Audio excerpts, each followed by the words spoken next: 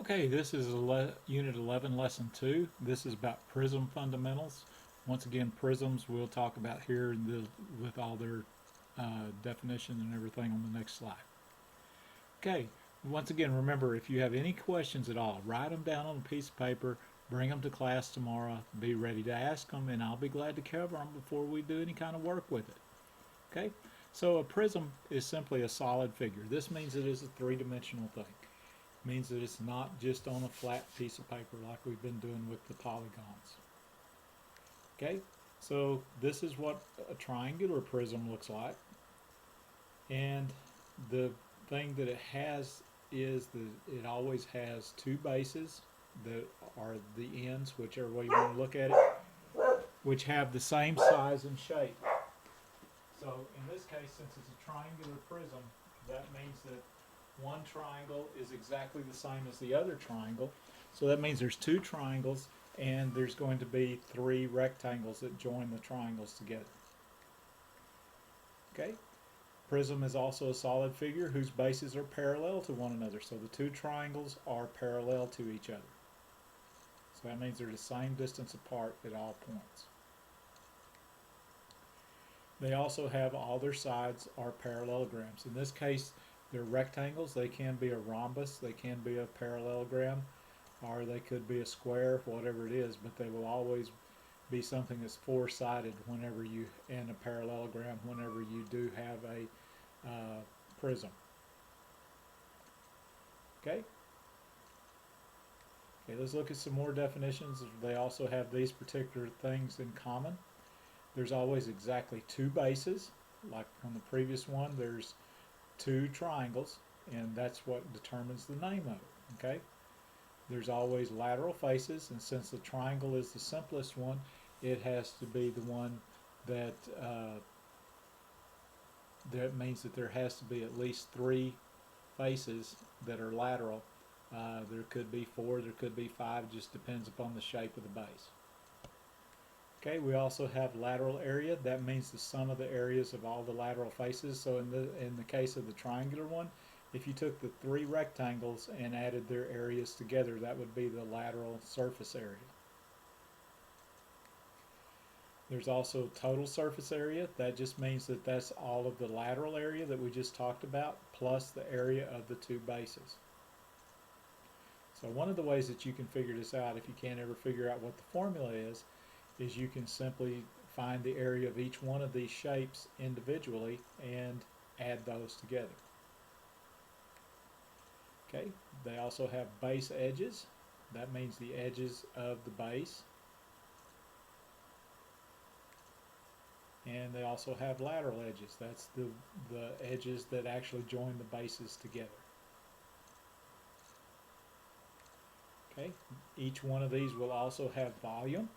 And that's simply the amount of space that's enclosed or inside of the three-dimensional object, in this case a prism, and that's always given to you by the volume is equal to the area of the base, whatever shape that happens to be, times the height or the distance between the two bases.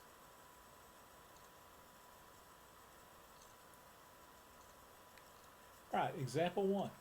In this case, they want us to label the visible base edges, visible base, and the visible lateral edges. Okay, so we've got a cube, so they want us to list them out. Okay, so they chose to make the base the square that's in the front. And this, with a cube, it's really easy because you can always pick one of the sides or one of the faces to be the base, and it really doesn't change anything.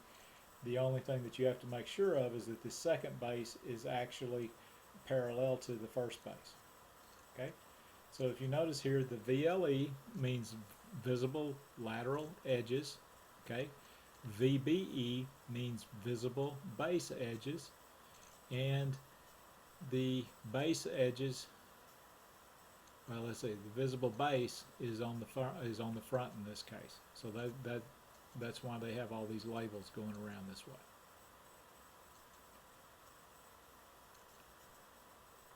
Or actually they picked the base to be the very bottom. Okay, all right.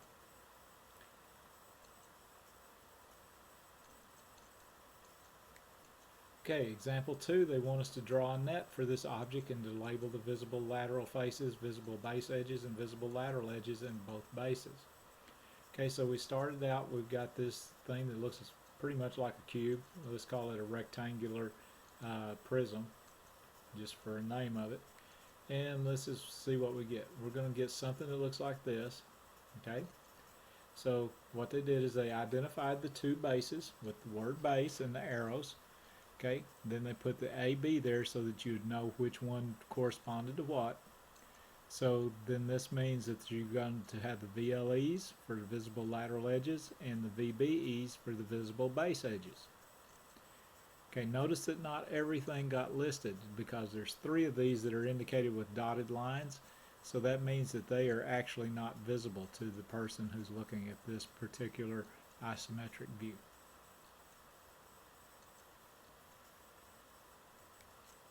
Okay, example 3. They want us to label the visible base edges, base and visible lateral edges again. So this time we've got a triangular prism. Okay, so this time the triangles are the bases. So the triangle on top is the visible base. Okay, the visible lateral edges are going to be the parts going along the edge or that join the two triangles together.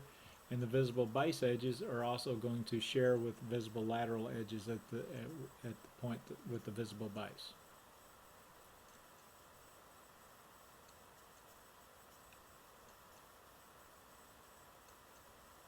Okay, example 4, they want us to draw a net for example 3 and label the visible lateral faces, visible base edges, lateral edges, and both bases. Okay, so once again, here's what we had. We had a triangular prism. So when we draw the net of this, it's going to look something like this. Okay. Now you could move the triangles around. There's more than one way to draw this, so it just kind of depends on the way the person's orienting themselves when they do it. You just have to make sure it actually fits what you're dealing with. Okay. So once again, notice that they've labeled which ones are visible bases and all this and everything. Once again, there's one line in the very back that is not visible. So, and the base on the bottom is not visible as a base, so that's why those particular parts are not labeled. Once again, VLE stands for visible lateral edge, VBE stands for visible base edge, and the base and the shading just simply indicates where the two bases are.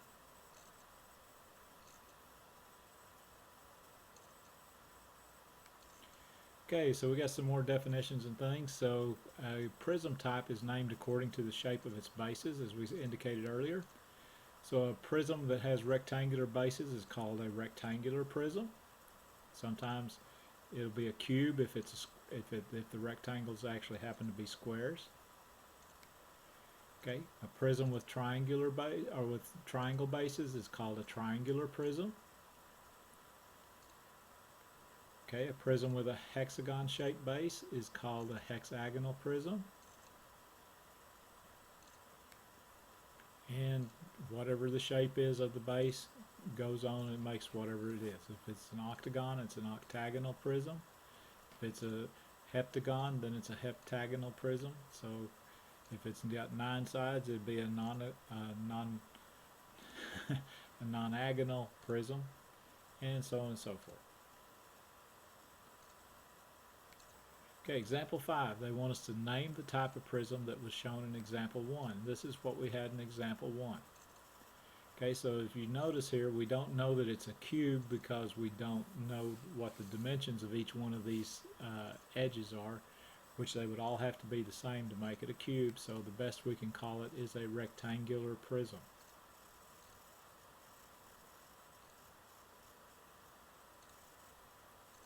Okay, example 6. They want us to name the type of prism that was shown in example 3. Okay, so here's what we got. As you can see, the base is a triangle, so this means that this is a triangular prism.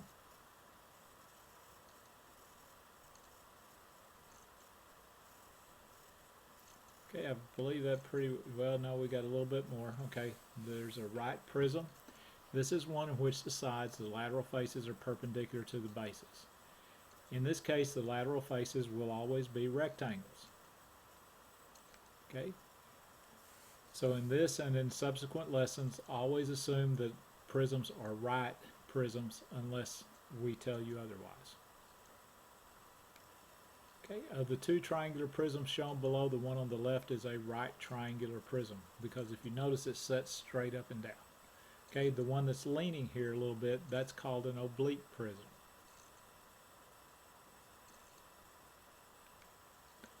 Okay, but according to Cavalieri's principle, you can use the same volume formula for both. And the only thing you have to make sure of is that the two bases are parallel to each other. If the two bases are parallel to each other, then you can find the area using that same formula that we talked about earlier. Volume is equal to the area of the base times the height.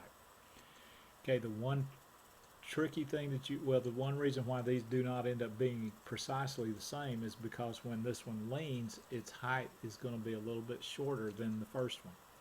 So that would mean its volume would be slightly less. Okay, that finishes up lesson 2. So once again, if you have any kind of questions, make sure you got them written down. Bring them to class tomorrow, ask your question, and I'll be more than glad to cover it before we actually do any work with it. Thank you very much. Hope you have a good rest of the day. Goodbye.